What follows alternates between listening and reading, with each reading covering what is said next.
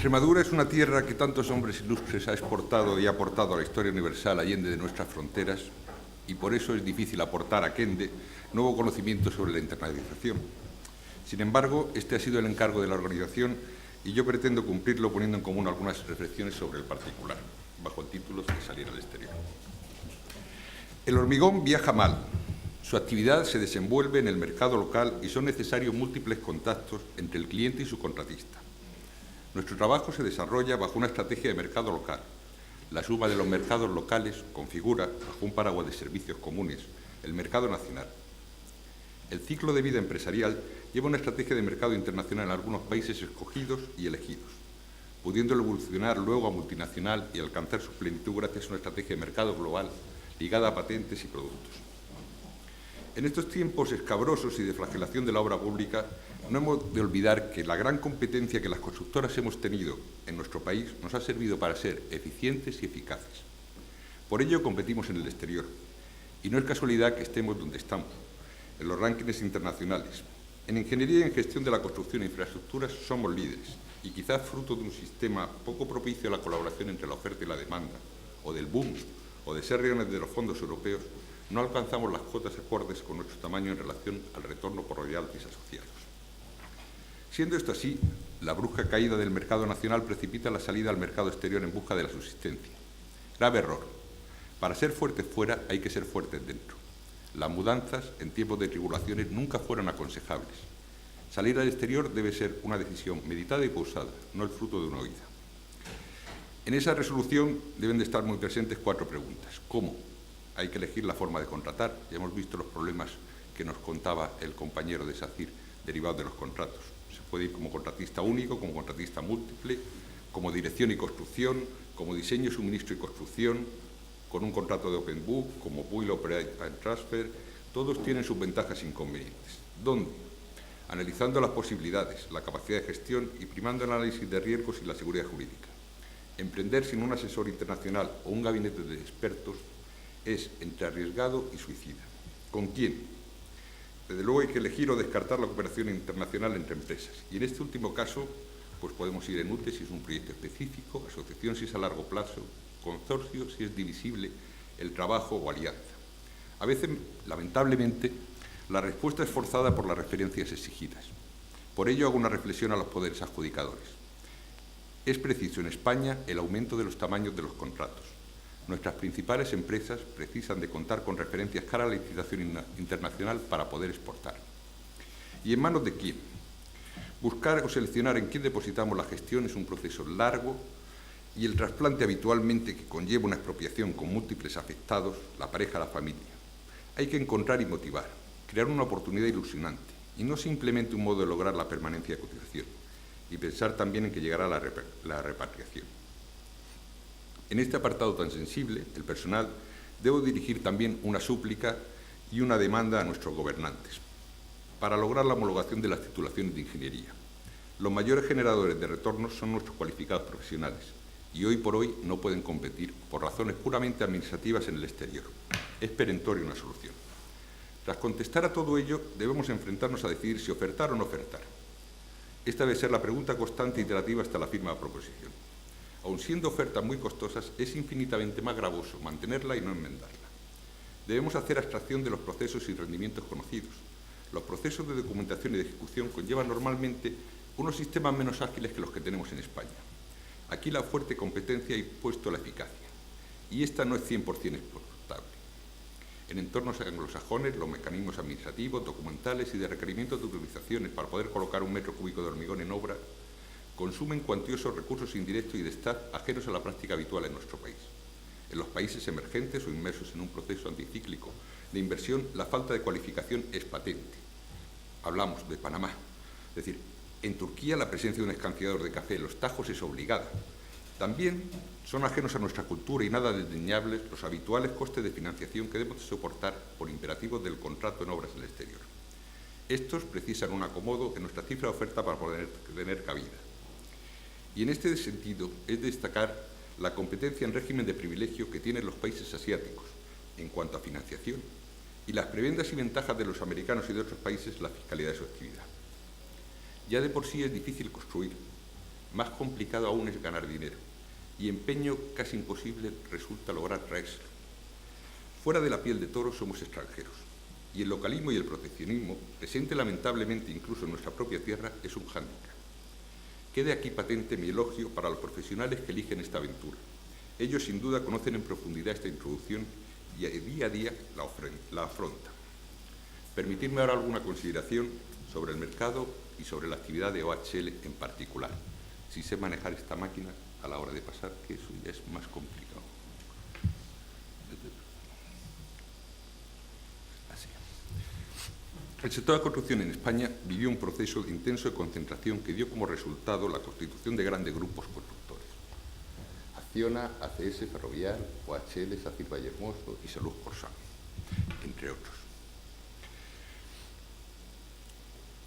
Allí estamos nosotros porque yo pertenezco a OHL. Lamentablemente, con posterioridad ocurrieron dos fenómenos, la atomización y la crisis. La producción en España, en términos reales, ha caído por debajo de los mínimos de los 90. Eso es espectacular.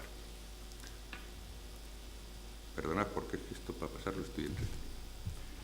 Los duros recortes de gasto han sido especialmente drásticos en el sector de la construcción, que es el gran damnificado y el héroe de alcanzar los ajustes exigidos. La situación, es decir, conllevaba mantener el nivel de facturación, conllevaba o reestructurarse internacional o acceder a la internacionalización, y obligó a muchas empresas a aclimatarse o a aclimorirse, y a numerosas compañías les hizo acudir a la llamada de la selva en el exterior. Por cortesía de Chopin, vienen ahora unas gráficas a las que agradezco porque las he querido rescatar porque creo que es un trabajo interesante. Allí se encontraron con un mercado mundial de infraestructuras y con el desglose de ventas que vemos en la diapositiva y la evolución. Y lo que se ve es la evolución, se han ido subiendo en países, se han ido bajando, es decir, lo que es el mercado global de las infraestructuras, que en 2013 representa 1.475 teradólares. El 51% llama la atención que se produce en Asia, habiendo retrocedido de alguna manera Europa, es decir, el norte de Asia. Este mercado al que acudieron las empresas internacionales, de ese mercado coparon un tercio de la tarta. O sea, sobre el mercado, esto son la repercusión que en ese mercado los grandes grupos constructores tienen, o las obras que tienen fuera de su zona. Realmente es un tercio de la tarta. Y curiosamente, dices, eso correspondía, ese tercio se redivide, agrupándolo de otra manera, o agrupándolo por zonas, al 65% en Europa, el 33% en Norteamérica, el 43% en Sudamérica. Esto es una agrupación en verde, cuál es la tarta, sobre la tarta global, en cuánto se participa. El 28% en Australia y el 18% en Asia. O sea, Asia tiene un gran protagonismo. ¿Los europeos a dónde hemos ido? Por tener un orden de magnitud. Pues hemos ido saliendo donde hemos podido decir, y salvo en Norteamérica, que hemos disminuido en ese periodo, y en África, en los demás países hemos sido más activos. Sin embargo, siéndose verdad, es decir, es más que preocupante la pérdida que tenemos los europeos en relación a los países asiáticos. Esos mercados emergentes del norte de África, India, China, Latinoamérica y Oriente, a causa de la fortaleza de las cooperaciones asiáticas, de su bajo gasto de mano de obra y su poder de financiación, nos están comiendo el mercado y es espectacular. Un momentito que voy a intentar demostrar esto de alguna manera. Si vemos dónde hemos ido, esos son los europeos, vemos que en Asia, que es el 51% del mercado, dice, pues realmente, es decir, tampoco es que tengamos mucha tarta porque tenían ellos nada más que el 18%, pero si nos vamos al resto de países, es decir, nos vamos aquí a la zona de Oriente Medio, ¿qué nos ocurre? Primero que los asiáticos, si vemos la gráfica, es exponencial. Están en 36.000 millones frente a 32.000 Europa, que ha decaído, y su subida es bestial.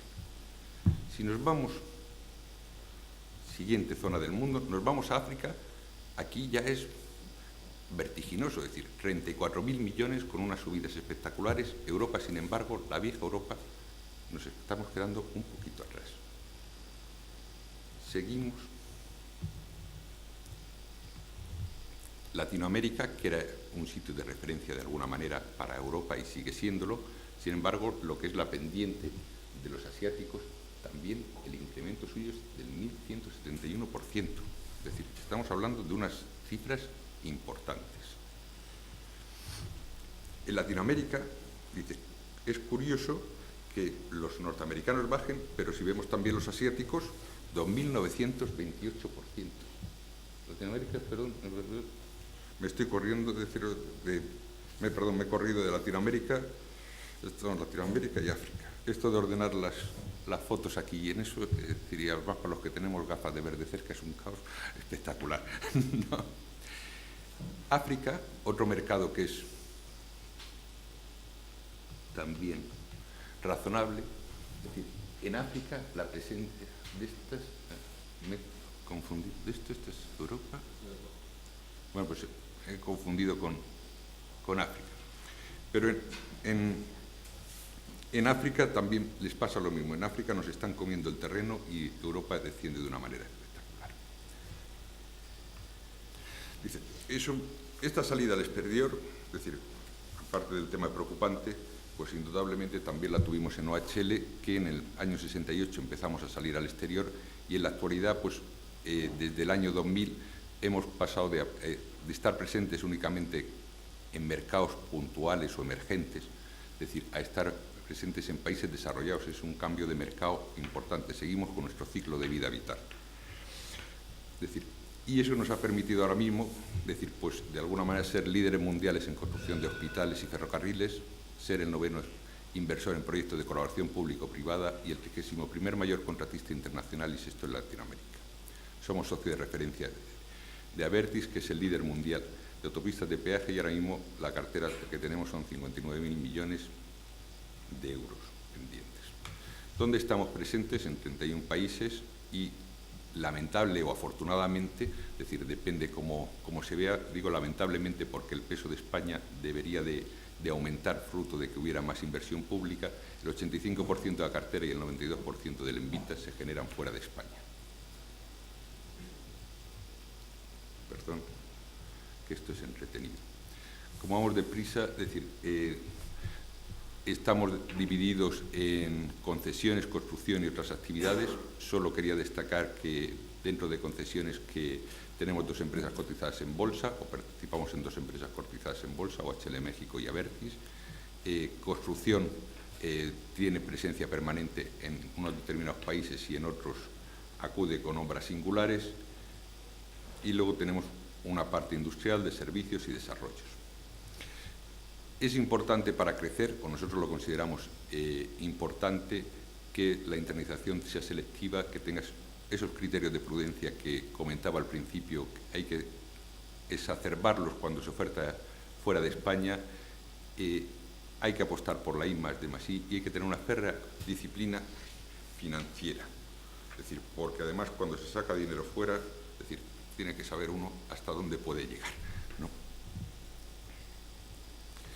Por más contaros, es decir, OHL Construcción, dentro de esas divisiones, sí está presente en 28 países de los 5 continentes.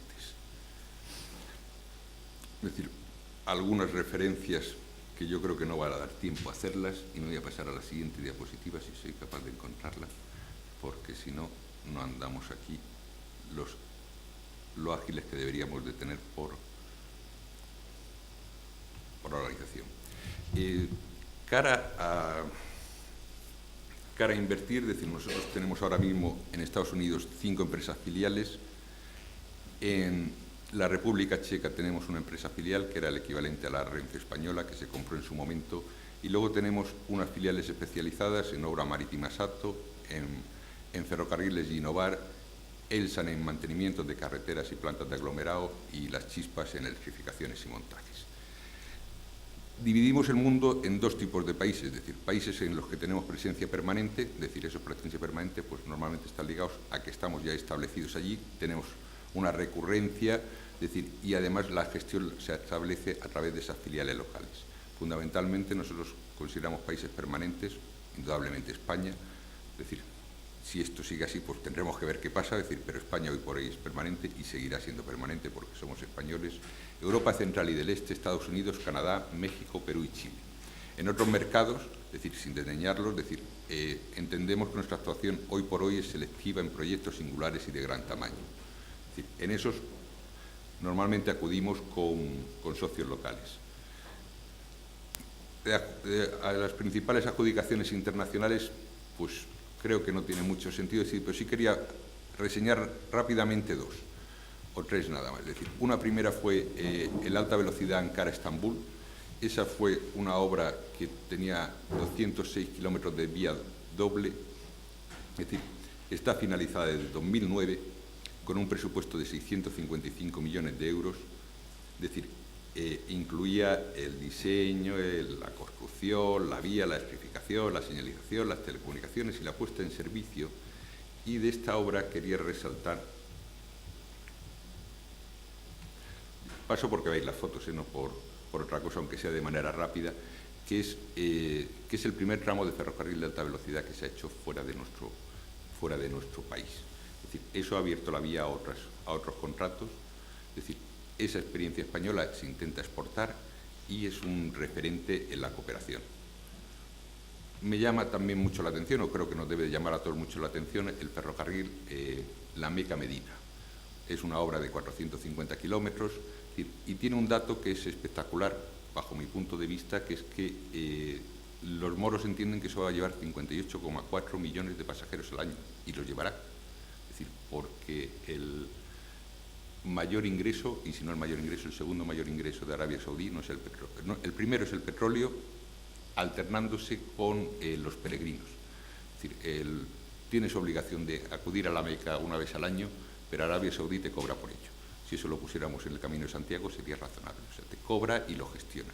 Con lo cual el tren lo van a tener lleno siempre y estamos hablando de 58,4 millones al año cuando nosotros hablamos de nuestras líneas de 4 millones de pasajeros como granito.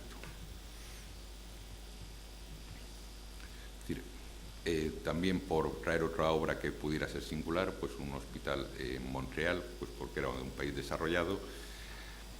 Y quería terminar porque hizo antes Gema una referencia, que le agradezco al Cubípodo, que eso fue una experiencia nuestra, decir, y bueno, y darle la gracia, es decir, y cuando quiera decir, hay una parte de esa información que luego, si quieres, es decir, la ponemos en común sin ningún tipo de problemas. Es decir, eso sí se patentó tanto el Cubípodo como el Satograph, que era una pinza, y lo tenemos patentado, y está produciendo razonables retornos. Muchas gracias a todos por vuestra atención, es decir, porque creo que siendo las 2:30, si no, os dejamos sin comer.